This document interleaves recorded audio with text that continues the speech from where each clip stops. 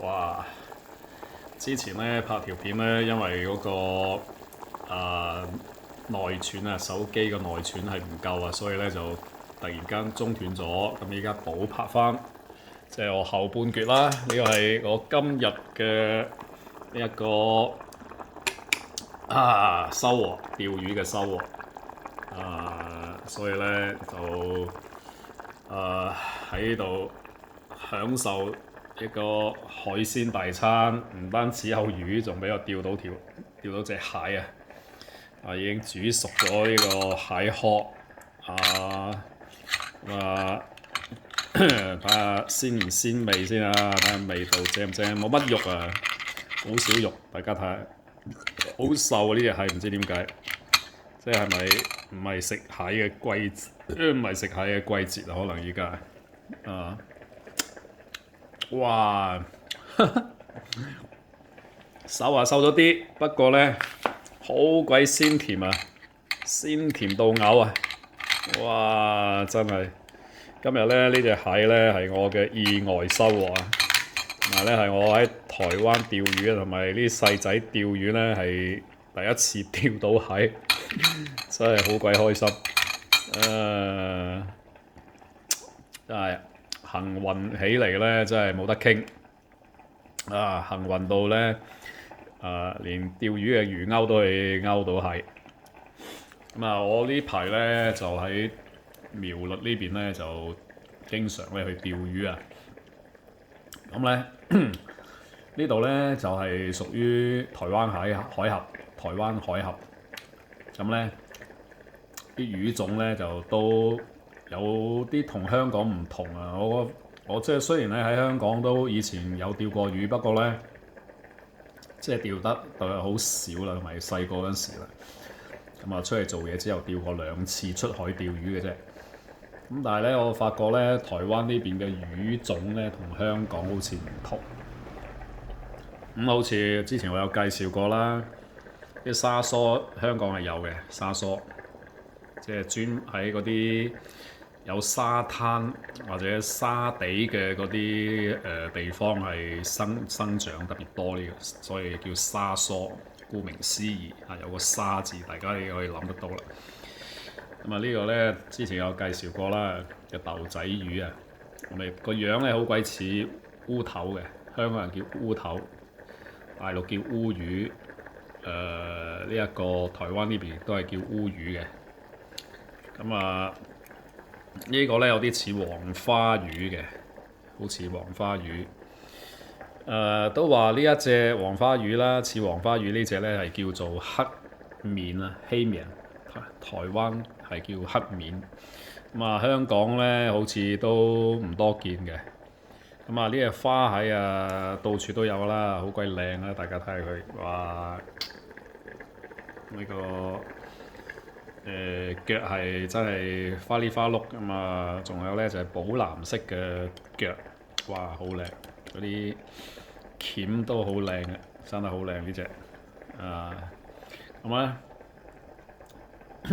仲有呢隻喺度煮緊嘅呢隻叫做花生，即係個樣係有啲似花生啊。呢個花生呢個 size 咧喺通宵咧呢邊咧岸邊釣到嘅咧都係細細條嘅，聽講都有大嘅，大嘅話咧要出海要去到即係比較深水嘅地方先會有啲好似成隻手掌咁大嘅。岸邊都係呢啲細細隻，釣到咧即係其實都唔係幾 like 嘅，唔係好想釣到佢冇計，有陣時係會佢好鬼即係搶呢一個魚嚟食嘅，好鬼搶。雖然細細條啦，其實都幾即係佢啲肉咧就好嫩嘅，肉好嫩，都係幾甜下。肉少啲咯。以後咧釣到細魚咧就盡量放生㗎啦，因為我依家釣魚嘅技術咧就大有長進啊。每日即係好似今日咧，我都釣咗成十零條，好多人都係空手而回啊，或者都釣得一兩條、三幾條。我話即係雖然係釣魚新手，不過咧越釣越有心得啦，或者係運氣啦，有時運氣都好重要嘅。我發覺對釣魚咧，仲有咧嗰啲位置啊，即係你釣魚喺某個位置咧有魚嘅話咧，咁同埋你自己即係喺嗰度咧經常釣到咧，你就即係經常去嗰度釣好啦，就唔使話一定要轉換地方。咁假如你如果釣嗰個地方釣嚟釣去都釣冇嘅話咧，唔該你盡快轉換地盤，因為咁樣嘅話咧，你又唔會喺嗰度嘥時間。你去到第二度咧，就分分鐘咧就有魚釣到。仲有咧，你喺嗰度有某個位置，你經常係放嗰啲魚饵即係拋竿落去嘅話咧，嗰度都冇魚嘅話咧，你又拋去第二度，咁咧就分分鐘咧就會中到魚㗎啦。好似今日啦，都係啦，我今日咧中到2次起2條魚嘅，就係因為我喺某個位置經常釣唔到，咁然之後我就拋到去另外一個位置，咁發覺咧，哇！真係出乎意料，2次都中2條啊！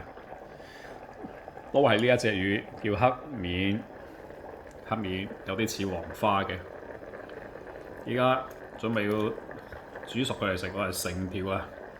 呢有成差唔多好大㗎啦。其實呢條咧喺呢邊咧有成4兩，差唔多3兩幾4兩重嘅應該有。咁聽呢邊嗰啲釣友講咧，就話已經係比較大條啦，算係。喺呢個時候啦，可能遲啲再大啲啦，過多1-2個月之後可能會再大啲嘅。咁呢個時間釣到就咁大啊！聽講有接近成斤重嘅都有。哇！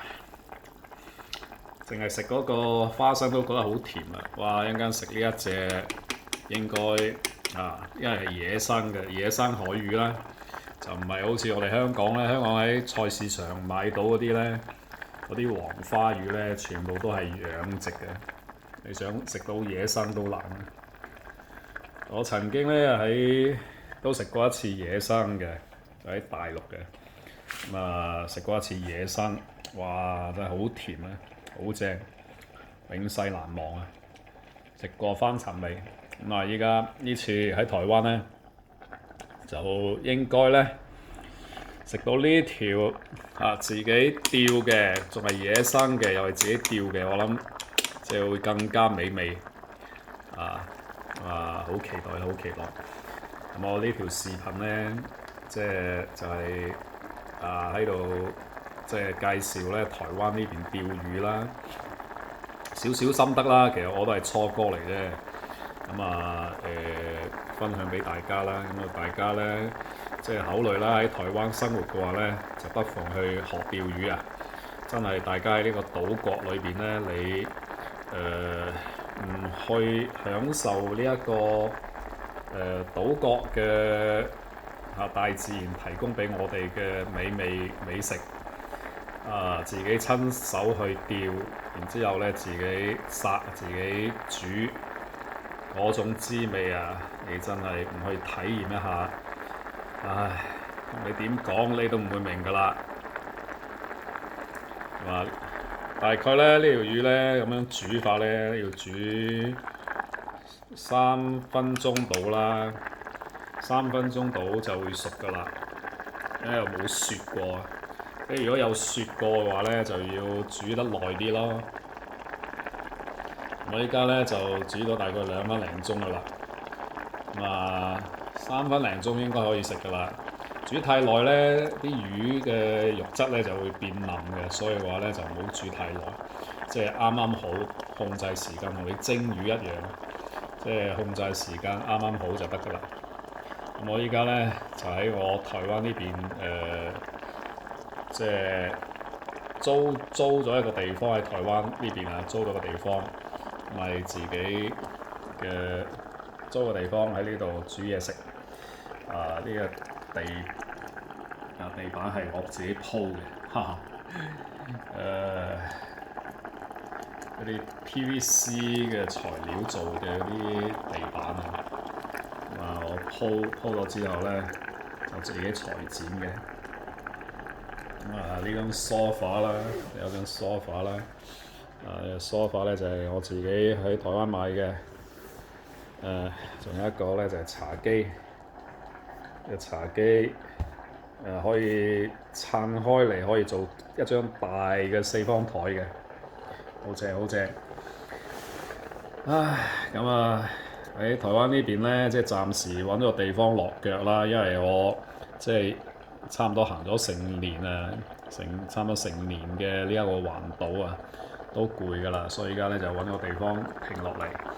點解去選擇呢一度咧？就係因為呢度咧靠海。我又中意釣魚，喺台灣呢度亂想個釣魚好啦，所以咧就揾咗呢度，再加上呢度我有好好嘅朋友，所以咧我就選擇喺呢度落腳。試下呢一條黑面魚，哇熟啦，已經熟啦，熟透，一定好好味嘅。點個豉油先，哇，好鮮味！我先睇下味道同黃花魚似唔似啊？肉質咧係同黃花魚係一模一樣嘅，肉質係一模一樣嘅。味道都係好甜啊，好鮮甜，同黃花魚應該係差唔多㗎啦。即係。以後啦，大家釣魚釣到咧呢一種魚咧，記住咯，叫做黑面。咁咧，你可以比較下同黃花魚嗰個差別，我就覺得係好接近啦。哇！哎呀，真係人間極品啊！大家真係〜一定要學釣魚，釣海魚喎！哇，好正！點呢個黑椒鹽，仲更加好味。哇！我手機就嚟冇電㗎啦。呢條片咧分享到呢度為止。希望引起你釣魚嘅興趣，釣海魚。又喺台灣，自給自足。可以慳翻好多生活費，而且又營養，又衞生又營養，天然，唔知有冇公害啦。你都係喺苗栗通宵呢度咧，就係污染係比較少嘅。好多人咧就從台北新北桃園台中基隆甚至都嚟到呢邊釣魚，可想而知呢度釣魚係幾咁正。好啦，如果以後大家有興趣嚟呢邊釣魚嘅話咧，可以考慮真係冇雞少錯㗎。好啦，呢條片分享到呢度為止啦。開餐，繼續開餐。